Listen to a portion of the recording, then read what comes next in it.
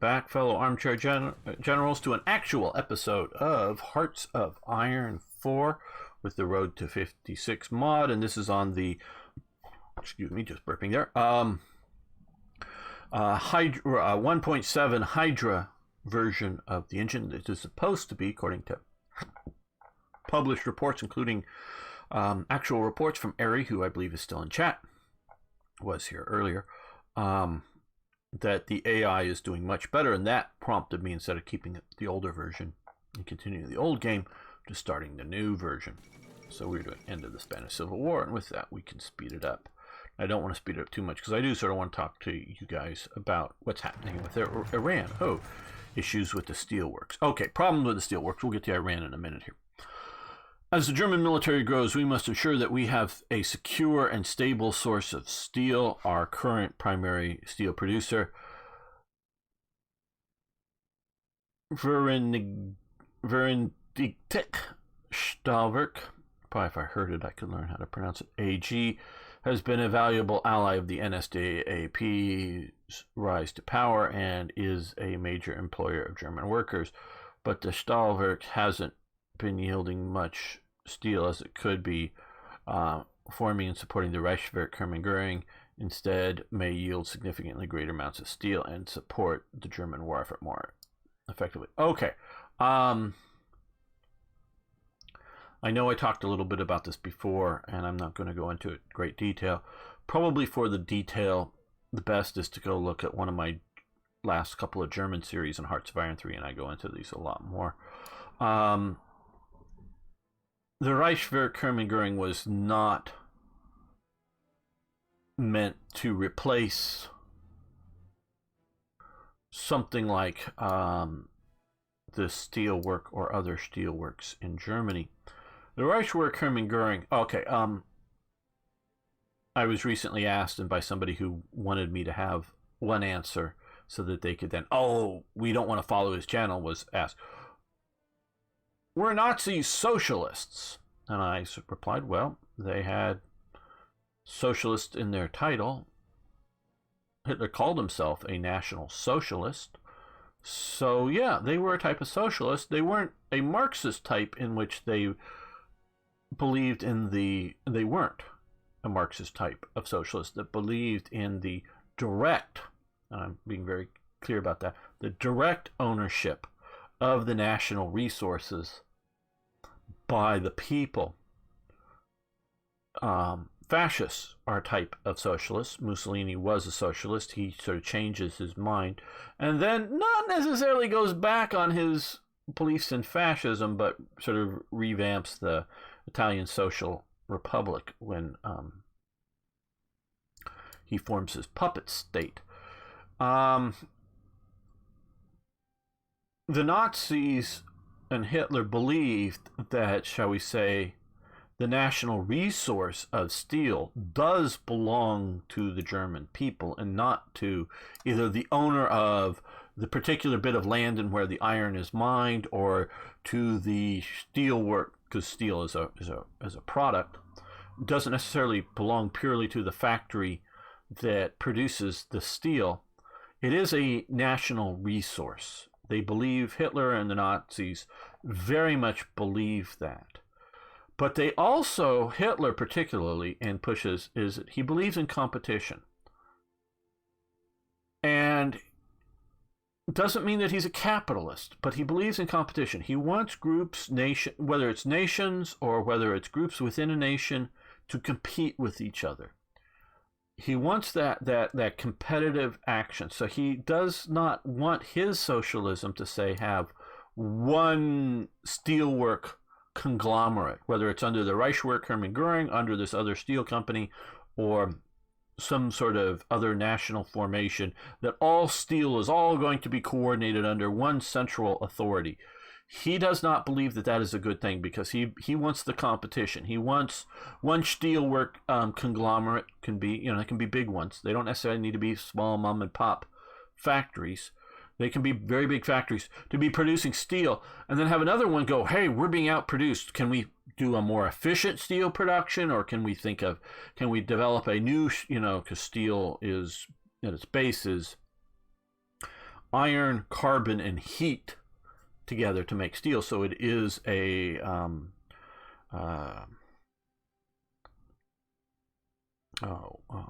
man, I don't know if it's just time of day.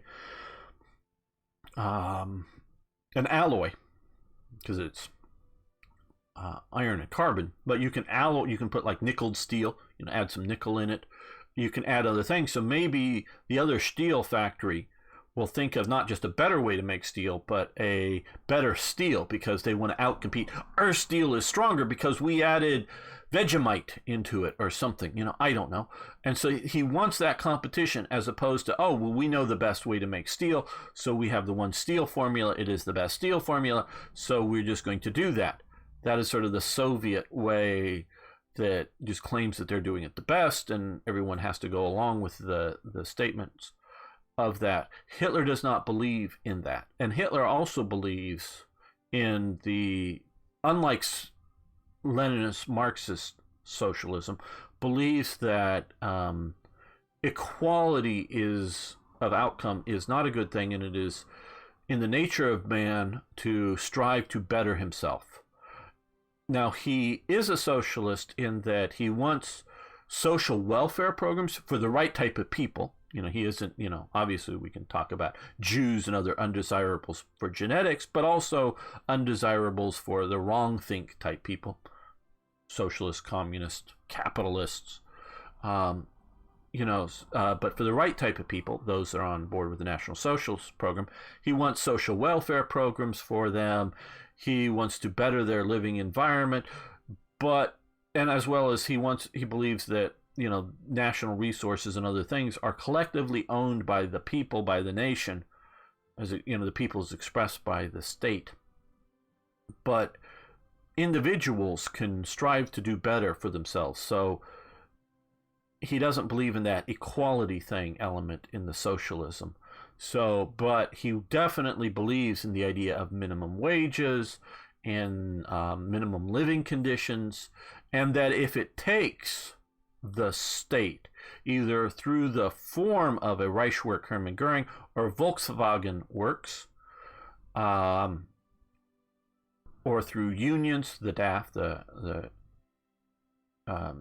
Deutsches Arbeitersfront, or the German Workers' Front, if it takes these various actions to secure minimum good living standards for the right type of people, that is part of the socialist responsibility that Hitler believes in, and that can have a state aspect. So he does not want the mass elements of the means of production to be owned by the state. Now we get to the Reichswerk Hermann Göring. Well, there's several elements to the Reichswerk. Some of the elements that eventually get rolled into it are businesses that have been confiscated from a certain group of people, Jews, that come under the Reichswerk Hermann Göring. There's also the Gustloff enterprises, which I believe are separate ownership, or separate state ownership from the Reichswerk Hermann Göring, but I think are under the general 4-year program.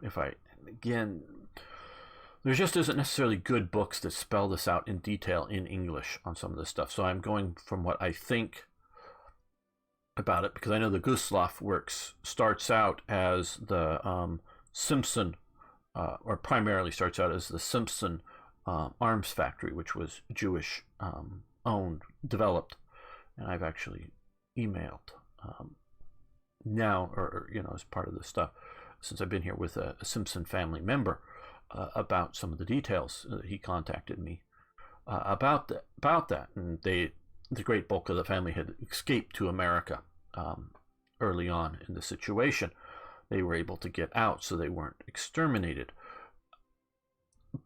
So the Gustloff Works, but there's also other confiscated factories that are attached to the Gustloff Works. But the Reichswerk Hermann Göring was one of, and again, a rare earth mineral. There was a fairly large deposit of it in Germany. I know I've talked about this before, and I should have So how much I talk about it, should have written it down. But it was also something that was commonly found down in Morocco. Well, it was a low yield versus the amount of stuff you had to mine, meaning it was diluted in with other stuff. So you had to mine a lot of it and refine, separate it out. So it was barely profitable. So all of the companies in Germany that dealt with that go, yeah, no, we're not going to make enough money to make it worth doing. But Hitler can't go and say, hey, every major factory owner, I'm going to start a war that's going to get your factory just bombed to hell. But in the meantime, we need this as a national resource. So, yeah, support me that we're going to go to war and do this. So he can't telegraph what he's going to do and why he needs to do this. So they set up this state-owned Reichswerk Hermann Goering, just named after Hermann Goering because he is the man that's in charge of the 4-year plan and has a very big ego. He doesn't own it. I think he rakes off profits from it, but or whether it's profits or skims off money from the organization, because it does sell some of its products to these other companies. So they start setting up strategically important factories using state funds where it might not look profitable to this group. Now, because I want to go down here, okay, research efficiency gain plus 5%, military factory construction speed plus 5%. Yes, I agree with particularly the resource efficiency, 10% resource construction military. Okay, yeah, we're going to go with that, and we also get more steel, which we could maybe use. And we've now got that. Okay, so we started to get on to Iran.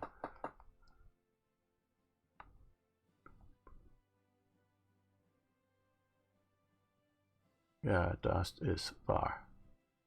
Yeah, no, I have to hear things.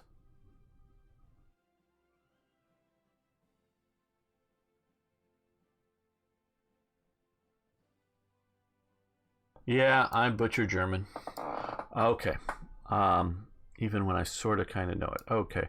Nationalized strategic resource industry. Again, I don't think most of the synthetic refineries were nationalized. I think they're overdoing that. At least that's my information. Okay, what? We need tanks, don't we? We need tanks. So let's build some more tanks. So Iran, I still wanted to talk about this when this popped up. A couple of things on Iran. There's definitely world tension happening. I think part of it is Iran's fault. Has to be, because they're the ones that are pushing one side of the Yemeni civil war. Saudi Arabia is worried about, well, it has oil that flows out through here that because of the earlier Iran-Iraq war, that they were putting mines to cut off Iraq's flow of oil. Saudi Arabia builds some pipelines and things into the Red Sea instead of going out through the Persian Gulf. And now that you come down here, you now control, potentially by dropping more mines or air attacks, closing off this bit of sea. And there's also a group, Hamas.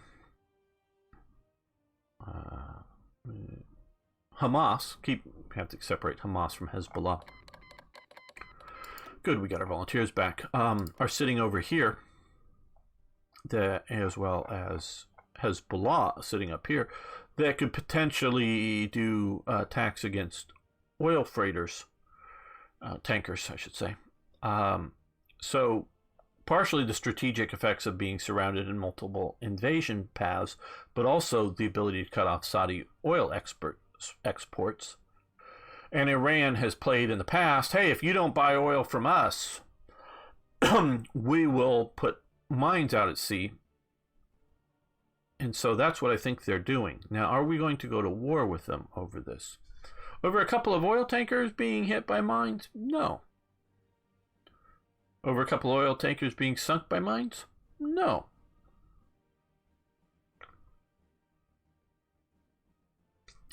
Will we shoot up a few Iranian mine-laying boats or aircraft or whatever? Yeah, maybe. We may shoot them up. Iran has already attacked the U.S. I think not as a government, but as a revolutionary movement. The first attack was, let's see, when they, took over our embassy and held our people hostage and killed a few of them back then. Later on, in 1982, they blew up the Marine barracks in Beirut, or were responsible for that. I think they were responsible, and I don't know, was it in Riyadh or somewhere, the Khobar Towers attack that had against U.S. assets stationed in Saudi Arabia. So they've directly attacked, American territory in the case of the embassy. American troop deployments in the Middle East that were not directly targeting Iran. They've attacked U.S. I think some of them are U.S. flagged tankers that were moving through the Persian Gulf by dropping mines heavily during the Iran-Iraq war that required the U.S. to do mine sweeping in front of the tankers moving. I don't know if many of you are old enough to remember that. So Iran has directly attacked the U.S. Now, am I in favor of going to war with Iran? I'm definitely in favor of, we find a boat that it has mines on it. Doesn't even have to be laying mines, but mines on it. And we've known mines, sea mines have been deployed here and ships have been sunk. Yeah, destroy it, capture it, whatever. And does that push Iran into going to war? Well, they're already putting mines out at the ocean. What more are they going to do? They're already launching missiles at aircraft, not recently, but in the past. So they're already doing stuff. So they're already supporting terrorist actions against the West. So what more are they going to do? They could, I don't know, have they formally declared war against us? I sort of kind of think maybe, but most people want to ignore that because actually putting troops into Tehran is going to be a hell of a thing. And I know a lot of Americans don't want war with Iran, and a lot of the rest of the world don't want war with U.S. and Iran. I don't want war with the U.S. and Iran over this. Again, military actions mostly carried out by the Navy, and even because we can see whether when we struck Gaddafi's assets after the bombing of a disco in Berlin, when it was in West Berlin, when East and West Berlin were still separated, Germany, we struck did some airstrikes against Italy, and we were sailing ships around this part of the world, and Gaddafi sort of drew a straight line from here to here and said, this Gulf is all Libyan territory. And we go, no, you get 12 miles, 24 miles. It sort of varies by different conventions. You get a little bit of the coastline. The rest of this is international water. So we were sailing ships through here, naval ships, and his light combatants with Exocet missiles were charging out to shoot at our navy in what Libya was calling their territorial waters. We were calling international waters, and we were sinking their little boats pretty quickly and pretty effectively. So they were doing military actions against us. So because all that was going on, we bombed Italy. I mean, it says Italy here, I'm looking at it, but Libya. Might we do something like that? Bomb a naval base that we know where they load mines up onto a ship? Yeah, we might do that. Does that mean that we're going to be going to war with Iran? I don't know that it does. It means that we're taking military action.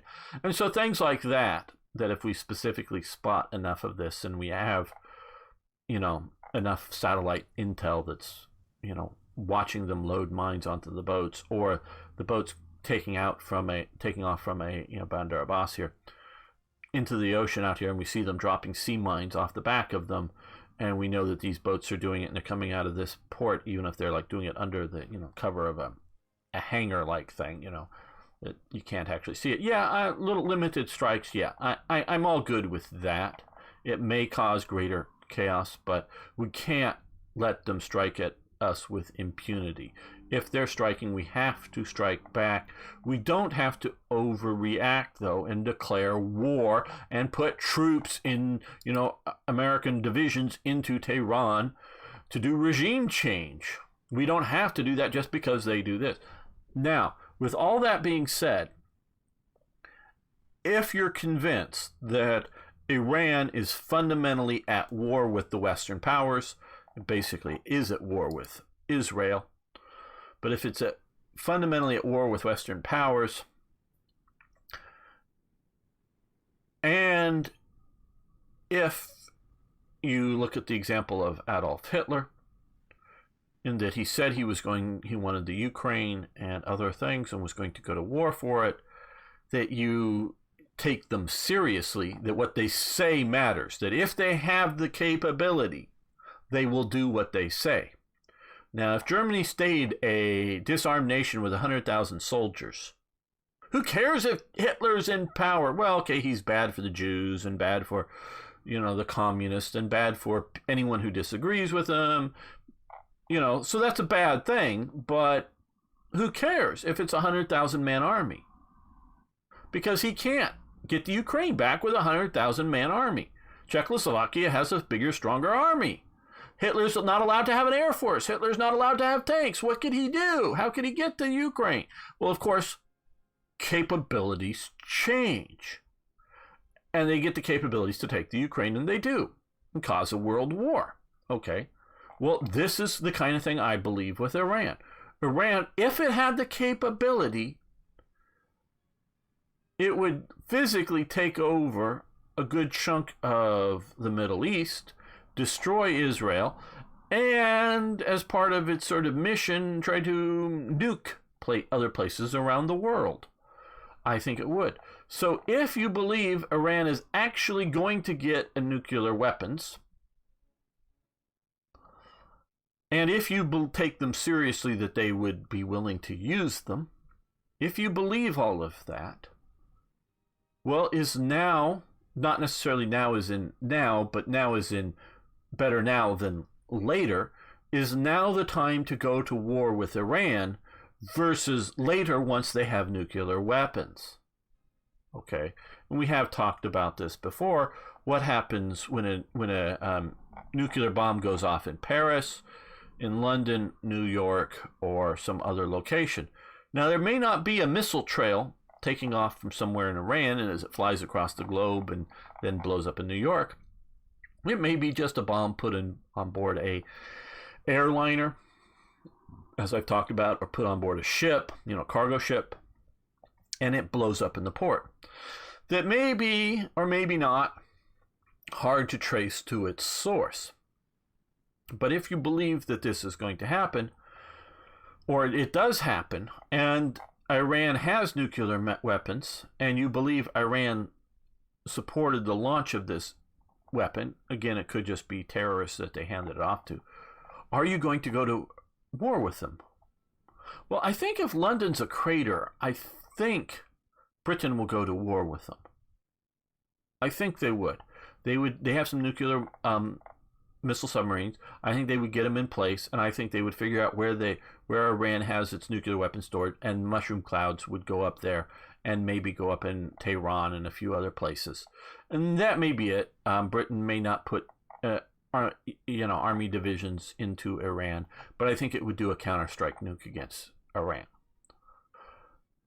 Is that the best outcome for Britain, France, the US, that Iran is, as a, not like everybody dead, but as a nation, its national structure destroyed by nuclear weapons after London or Paris or, Germany's not allowed to have nuclear weapons, is destroyed? I don't know that that's the best solution. I think more Iranians would die. I know they talk about how super big numbers of supposed Iraqis died in the U.S. occupation. I don't think their numbers are correct. A lot did die. I'm not saying they didn't, but I don't think the numbers are as big as they claim. So a lot of Iranians would die if we invaded now. A fair number of presumably American soldiers would die. But it might be less than what would die in a post-nuke exchange between countries.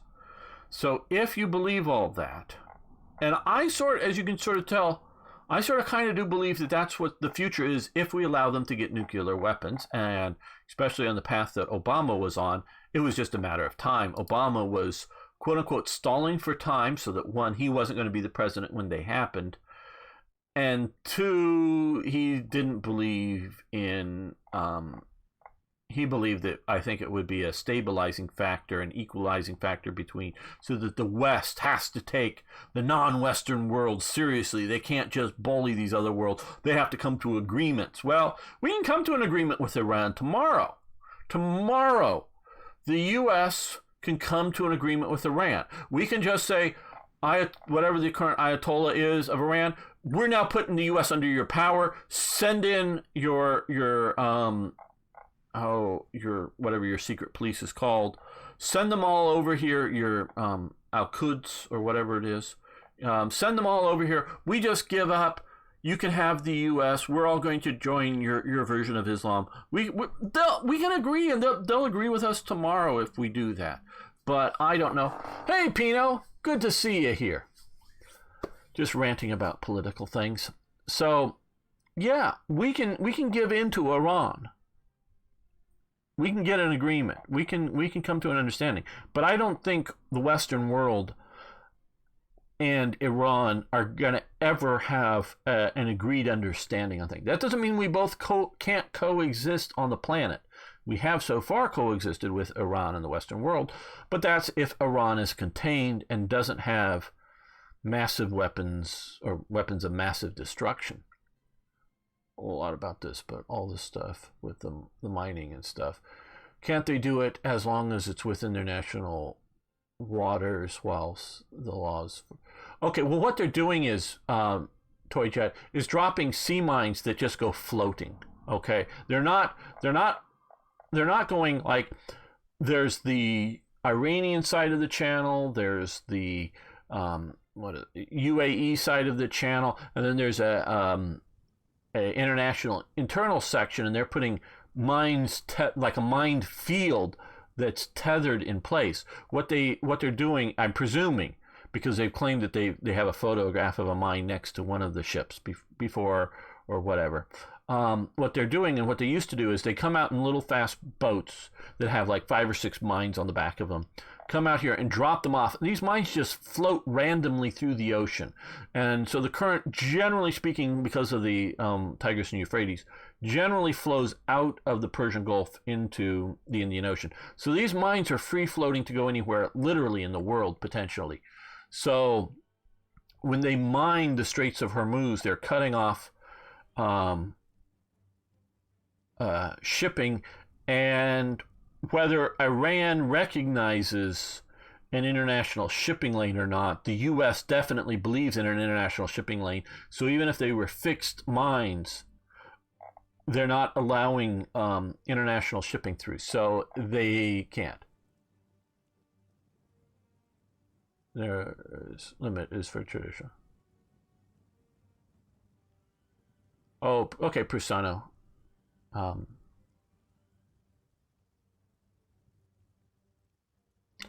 So yeah, so it's a random thing.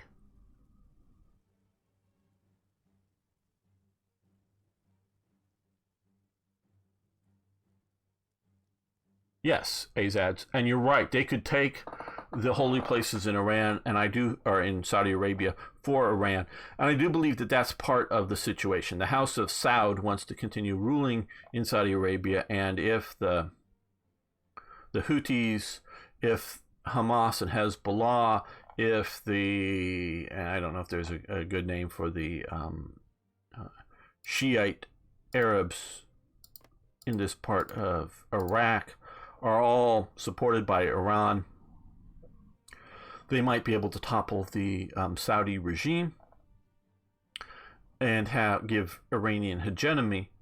But even if they're not doing that, because I think Saudi Arabia is going, if Iran gets nuclear weapons, the next country on the list to have nuclear weapons will be Saudi Arabia, and they will start if they have not already, start a nuclear weapons building program.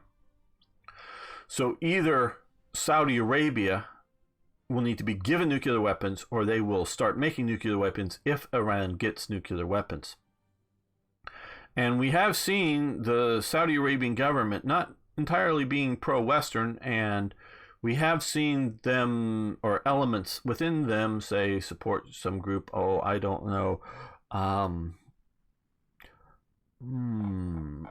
bin Laden and co., to do terrorist attacks against the U.S. And so if you have some of these groups in Saudi Arabia who have access to a nuclear weapon, they might pass it off, not with the king's permission or the prince's permission, but just some faction that may have access, pass them off to Al-Qaeda or some other faction that does itself. So Saudi Arabia isn't a wonder sweet nice actor. They were just an anti-Soviet actor before, and now an anti-Iranian actor is why that they are not really pro-Western, but they are anti some of the things America's anti with, and they mostly, not entirely, but mostly have been a stabilizing factor in the Middle East once they sort of got over their active spat with Israel. And so they mostly been stabilizing factor. They, to the best of my knowledge, don't want chaos in their neighboring countries, unlike Iran. So, again, I'm not saying they're good people or I like them already getting nuclear tech from the U.S. Very well could be.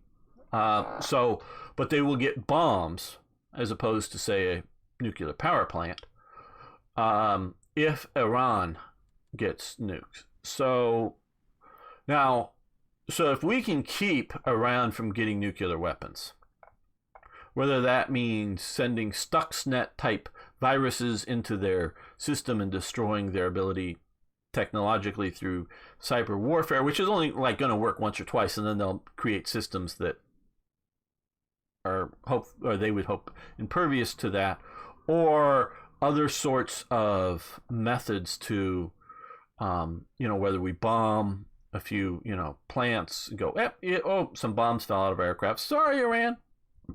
Whether it's just a strike like that and it goes away, or whether we can, through international sanctions, get them to dismantle the program. If we can do that, then I'm just for containing Iran, supporting factions, whether it's the Kurds, whether it's Saudi Arabia, UAE, Oman, the Yemenis that aren't the Houthis, supporting factions that are anti-Iranian to contain them, and doing any military actions like needing to keep freedom of movement through the Gulf open. I'm for that limited things. Hello, Nathan Rothschild. Yes, we're talking about Iran and its provocative activities.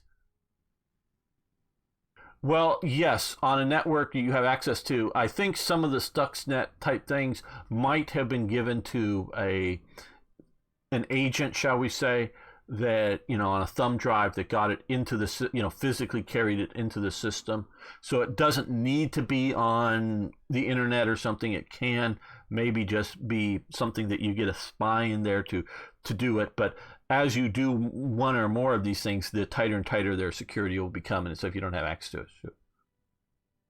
Yeah, we're not sure, Nathan. And so I've been going on about this. And so if it's just, okay, see you later, Toy Jet. Have a good meal. And so we don't know. I'm not sure right now that we're sure that Iran is putting the mines out in the ocean. There is a possibility of a false flag operation by Saudi Arabia. I would not put it past them. I know there's a bunch of conspiracy thinkers that think that is the case. I'm just saying that there's a possibility. I'm putting it at like, a 10% or less possibility. The other possibility are someone like the Houthis or some other faction that Iran has sort of sold weapons to and they're doing it.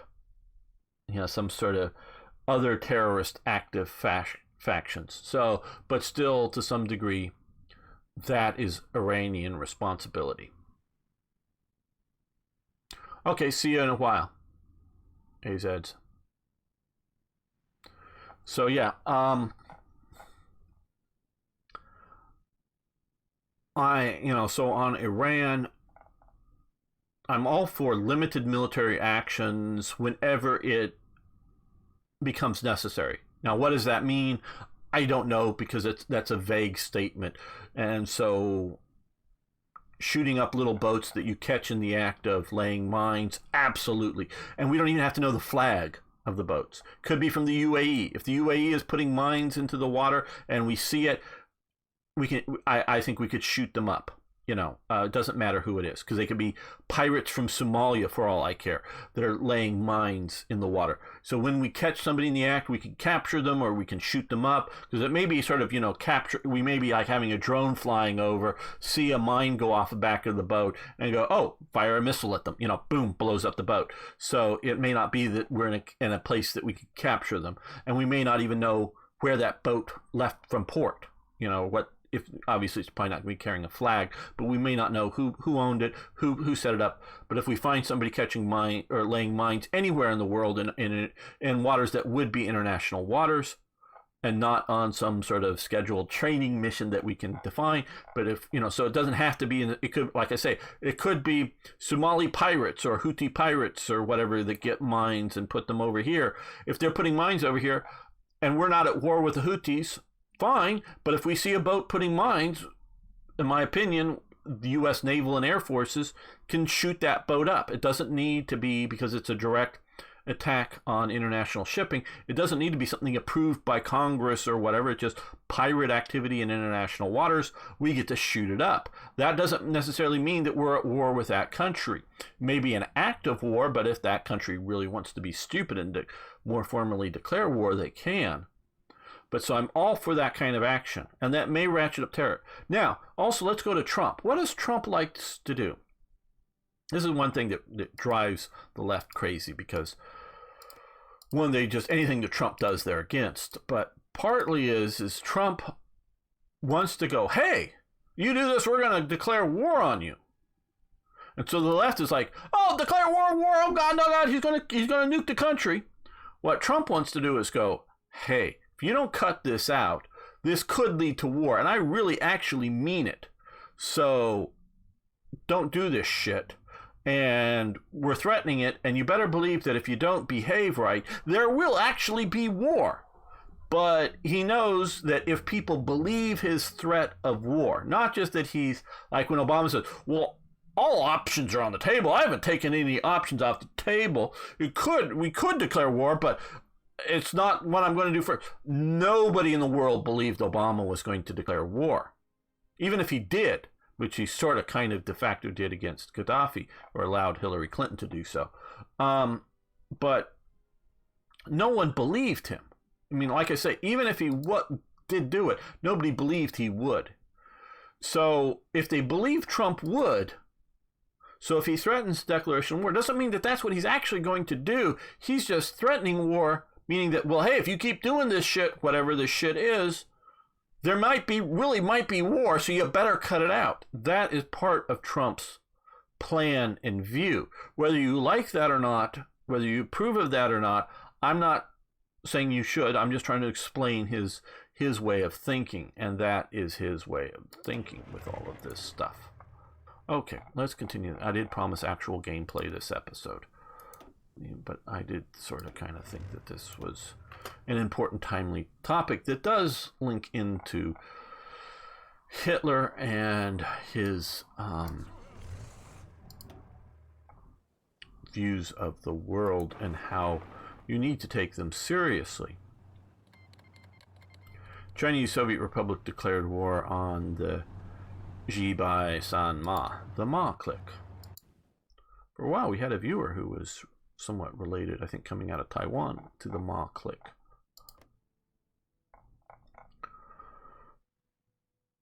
They were, at least the leadership element of the Ma clique was Muslim, if I'm not mistaken. Chinese, but Muslim.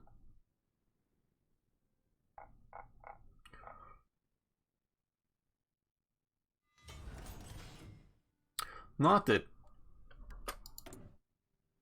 Mao's communist group here isn't at de facto war with some of these groups. I mean, hell, for a while they kidnapped Chiang Kai-shek, but I don't quite know if that's appropriate for this thing. Okay, well, we've got some armaments factories being built. We're getting 3 more synthetic refineries being built. So let's throw on a couple of fuel silos.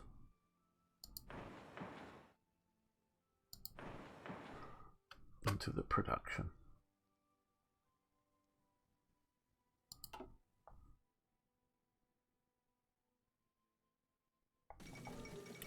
Leadership purges in the Soviet Union. Oh, fun!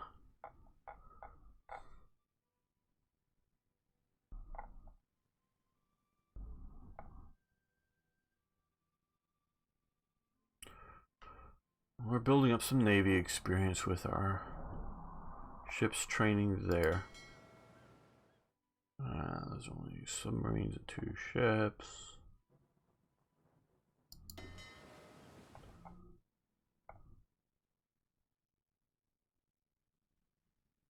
Let's train these guys up. Use up some more fuel, but which I'm definitely watching here.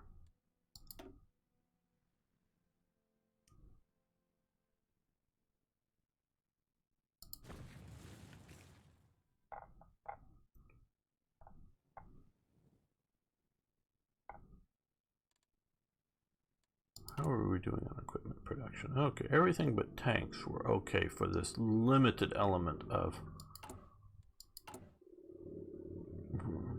unit building. But as you can see, it's still just limited. Let's see, Mount Brigade, okay. Well, let's train up one of these as well, and we'll put it down here. We're going to hopefully convert those a bit more into mountain divisions instead of brigades, which will hopefully be very useful.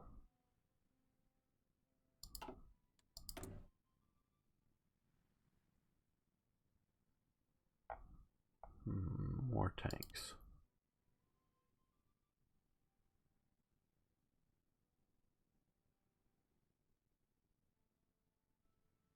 We could convert our stockpile of Panzer 1s to Panzer 2s.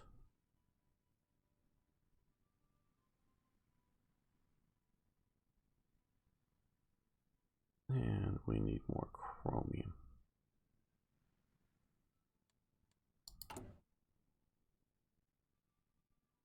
Who do we want to get chromium from?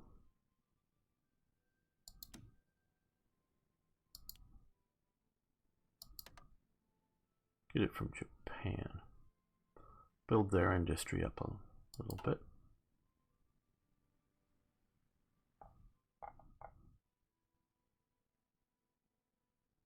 And we can speed this up some. Radios, okay. Yeah.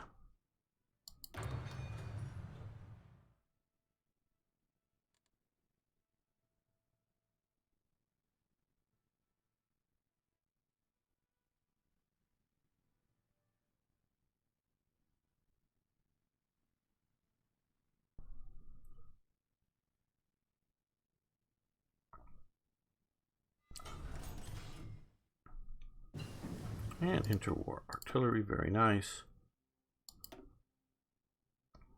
Yes, improve our dispersed industry. And we've nationalized synthetic.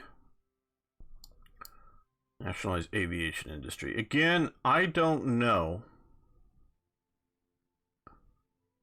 And this is, I mean, compared to Total War, this isn't totally bad. But I don't know of a... I really don't know of a single nationalized aircraft manufacturing in Nazi Germany. It doesn't mean it didn't happen. And part of, and I'm sitting here thinking, somewhere, I forget where, late war, they carved into a mountain some tunnels. They were going to turn it into, and I think they actually maybe have done some. I don't know if they actually did any production for the Me-262. They were going to have tunnels under the mountain. They did make them tunnels under the mountains to make the 262 factories, at least to assemble them, maybe to actually, I don't know how much, like, actual making of the fan blades or whatever, but it's definitely an assembly point factory, and that they were having an elevator that goes to the top because there were very few roads or anything else, and they had flattened off the top of the sort of mountain hilltop, whatever you want to call it, to have a runway up there. So they'd have an elevator lift the aircraft off, and it would take off and go wherever it needed to go. To go then stay away. It wasn't like to operate from the airfield. It was just to take off and go. So that might be considered a state-owned factory because the state was building it. But I really don't know of a single major aircraft firm that was nationalized by the National Socialists. Okay, let's look at some of our other options here. I think 70 days, but we get purge political, combine that.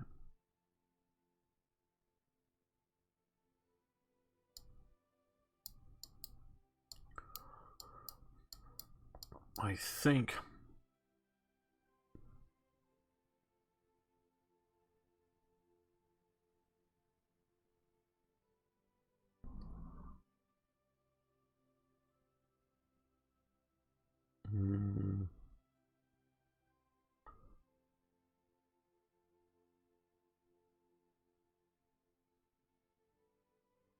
Volksgemeinschaft.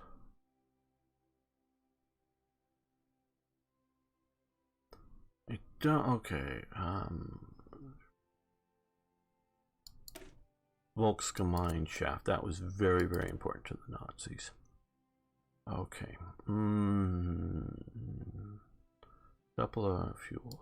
We need more factories produced. Let's go in more highly developed states to put them in, build them faster. What's Nathan saying? Yeah, it's in the Hearts. There's a concentration camp there as well. Yes. Mittelblue Dora. That's right. Okay, yeah, that's exactly what I was talking about. It was built with slave labor from a nearby concentration camp. And so is that considered a nationalized aircraft factory? Maybe, but I would also contend that is late in the war, and things, Nazi ideology and Nazi planning get put under stress because of the war, and they do things that are sort of against their ideology. It was for extending the nearby tunnels on Kolstein and for manufacturing V-2 rockets and the V-1 flying bombs, sort of. Right, yeah, that's absolutely right. So, see, I'm very careful when I'm trying to describe Nazi Germany, and I've looked at it in fairly great detail. And when I make my mods, I read it up, and all of the text in all of my modding events are well researched and have good information. When I'm just here making a stream, I'm going off the top of my head, and so it isn't. That's why I call this historical commentary and not like a documentary, because I can't keep it all straight all the time. But so it goes back to the ideology and talking. Are National Socialists socialists? Yes, they believe in the collective. They are collectivists. That's an element of socialism, as opposed to individualists. Individualists are collectivists. They're collectivists. The collective, the Volksgemeinschaft, a lot of things you have to be careful when discussing something like, yes, absolutely. And I'm trying to be very careful with them. So the Volksgemeinschaft, the sort of national spirit, out of Hitler and his Nazi movement, is the collective, the nation, over the individual. Sacrifice the individual in war or some other thing. We'll look at this in just a second. sacrifice the individual in war for the benefit of the collective. So they're definitely collectivists. They definitely believe in the collective national ownership of things like land. But they also believe in the individual sort of, and I don't want to use the word over again, the individual's taking responsibility for their piece of land that they do. If they misuse it, say a big element of the RAD, the Reichsarbeitsdienst, the National Labor Service, was to take land that was not being productive for various reasons, and turn it into good farmland to produce food. So if you owned a piece of land and you refuse to turn it into good farmland, the government, under their philosophy, can come in and confiscate it from you. Now, if you just go, hey, well, I'm a farmer, I've got my capabilities, I'm farming, you want to come in and send in the Reich Labor Services and, do field drainage and clear out some of the woods and make it all farm. I'll farm it too, so they wouldn't necessarily want to take the land from the individual.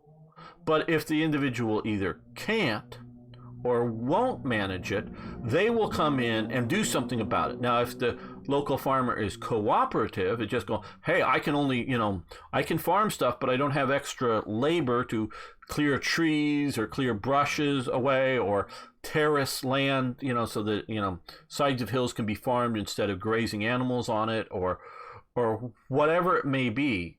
But if you come in and have a bunch of, older boys and girls come in and do some labor for me, well, then great. I'm with you on the program. I'm a good National Socialist. Well, then you would get to keep your land so long as you get involved with the program.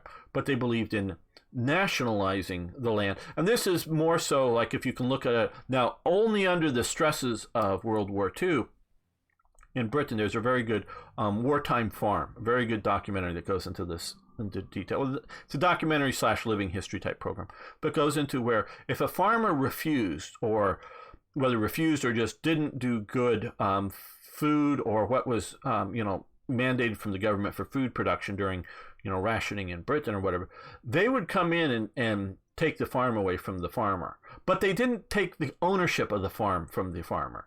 He would still theoretically own it. It was just like, well, farmer, and he may even still get to live in the house, depending on the situation.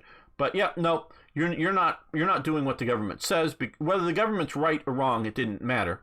If the government says you must plant beans or you must do this, we need flax because flax is used in war industry. You must farm flax. But I don't know how to farm. I don't want to farm flax. Flax is stupid to farm. Whatever it is. And if he disagreed, they would come in and take over that land. But once the war was over, the farmer got his land back. It was just for the emergency of the war. And so there is the sense that there is a limited element of collective capability, because we're not going to let the individual do something stupid that's going to kill us all. We're not going to let Lex Luthor, the arch villain in Superman, have some bombs or something that's going to kill us all. But we're also not a collectivist society. So, I'm not an absolutist in any sort of theories or, in any sort of thing, but I'm generally an individualist. Generally, in the Western world, in places like Britain, France, and the US, generally individualism is what is valued. So we're individualist societies. Nazi Germany was a collectivist society, and it believed in the collective ownership of stuff. So it does come in the socialist realm, but it is not a Leninist Marxist style socialism. Okay, Argentina has started to make an effort to modernize their army, and in order to accomplish this, they have asked us to help them. This could prove beneficial to increase the fascist presence in the country and our influence over them. Send military advisor event. Yeah, we'll do that.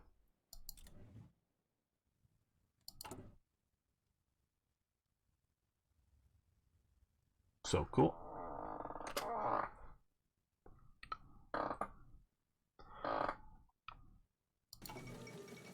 Hitler visits Rome. Danzig wants support in replacing the city commissioner. Okay, the city of Danzig has had many problems with its current commissioner, Lester. Lester has actively tried to block the city's policies and some of its laws from being enacted. Danzig is asking for our support to petition the League of Nations to appoint a new city commissioner who will be more accommodating. Now, I haven't specifically heard of this Lester or what he's doing or this. World increased tensions, effective change, political power gains, stability. Okay. Just a couple of things, and I don't know, I'm liking this about this mod.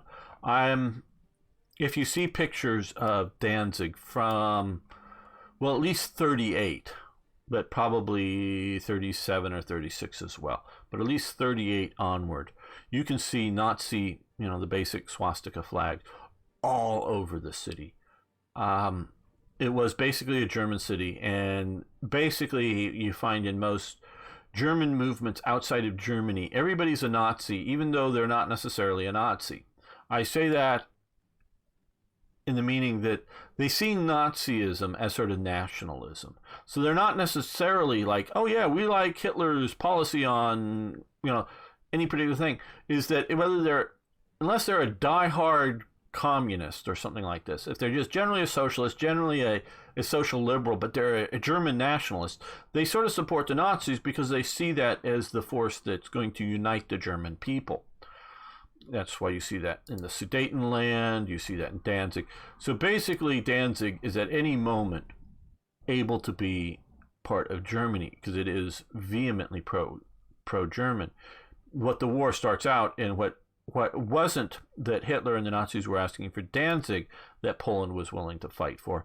It was over a corridor that would link East Prussia to West Prussia, what they call the Danzig corridor. So we will do this. Increase some world tensions, but we'll do that. Okay, what more do we need here? Some artillery and some infantry weapons. We're using, okay, and we need more support equipment.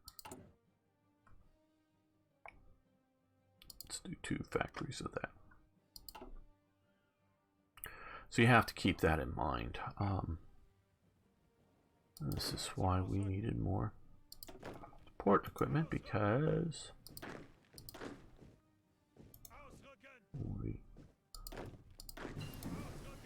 delay, very good, and sacrifice. Well, let's first deal with delay. Yep, we want to do elastic defense.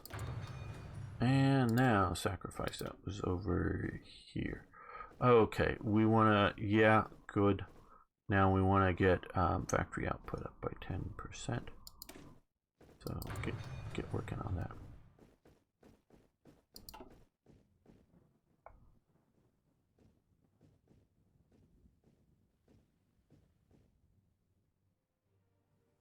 And now we have some more troops for our western border.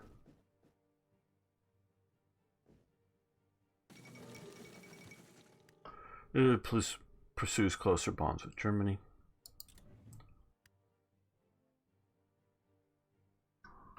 Okay. You can, Italy.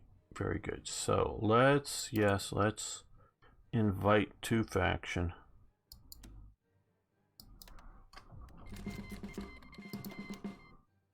Okay, yeah, that goes away now right there. In the faction, I didn't need to do a non-aggression pact.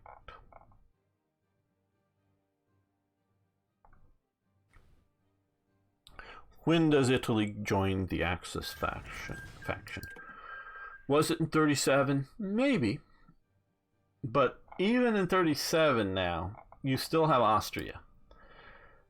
Basically, Hitler's mission to Mussolini, including that one visit, and there were several other visits and meetings, was an attempt to reassure Mussolini that Germany's wants to get Austria, but isn't threatening Italy over the Tyrol region or over the Trieste region. and so that they don't need a buffer state. And it's a fine line, and Hitler has to really do his, I don't know, bromance with Mussolini to get that done, because it's actually fairly hard for him to convince Mussolini. It takes a lot of that. Okay, the Volksgemein shaft. National spirit. Now this, recruitable population down, but construction speed up.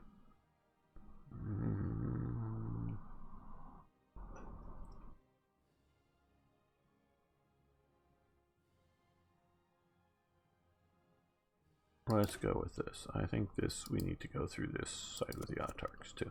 I want to do it before it gets too late for other things, or do it earlier.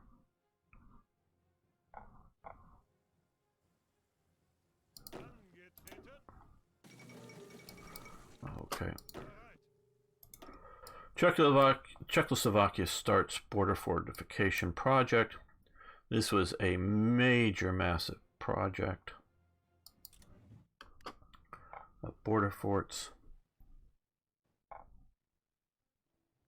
Mostly it didn't cover the Austrian border until later.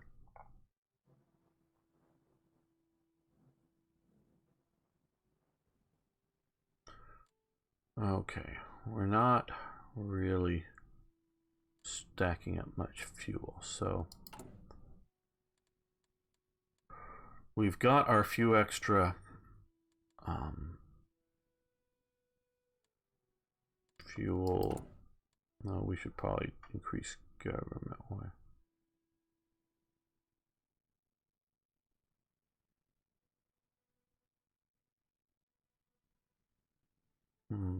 Let's improve our government here.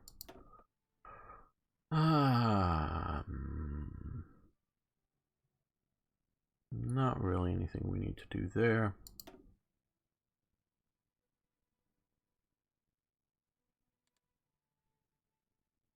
What's likely to be our next?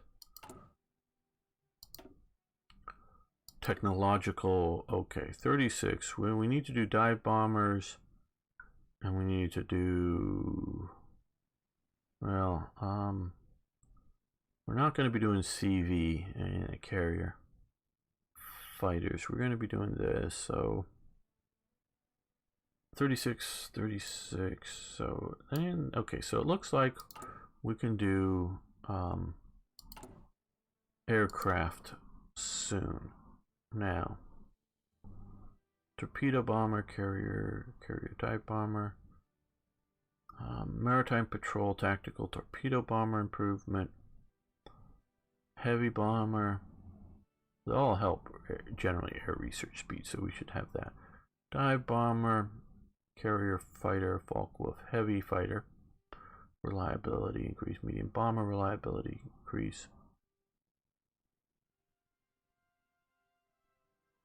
BF 100s, 110s. Well, we need to do the 110s, yes. That's what I'm sort of looking at. I was looking to see if there's some, because what we, oh, keep hitting the wrong one. The little technical, or we need to get, well, we have those, so we need to get heavy fighters and maritime patrol next, I would say. But we don't have one that would do both and improve both are in here. Heavy, medium.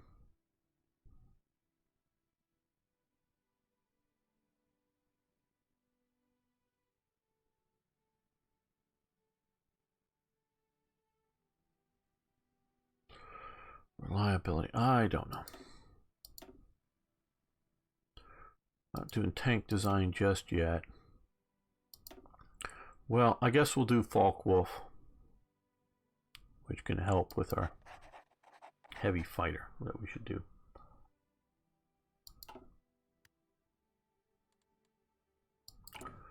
But we should see about coming to here and building some more synthetic refineries. I'm going to build them somewhat in the east.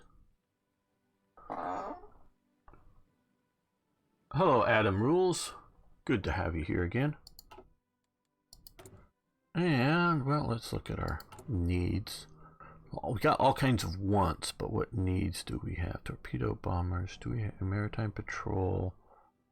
Not a lot, but some being built. Fighters, dive bombers, medium bombers. Do we have transports in production?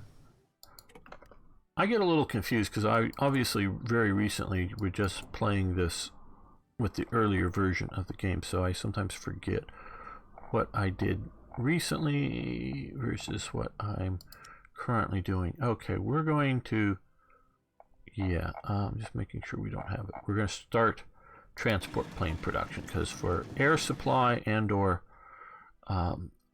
paratroopers, we want to have that ability.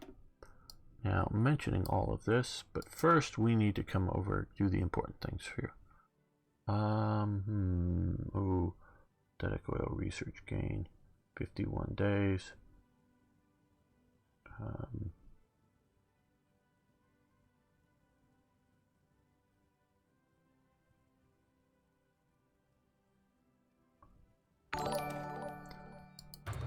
Hey, thanks for following. Oh, again, I thought I've seen you here before, Adam Rules. Maybe just a similar name to somebody else. But if you're new here, very welcome. Sorry.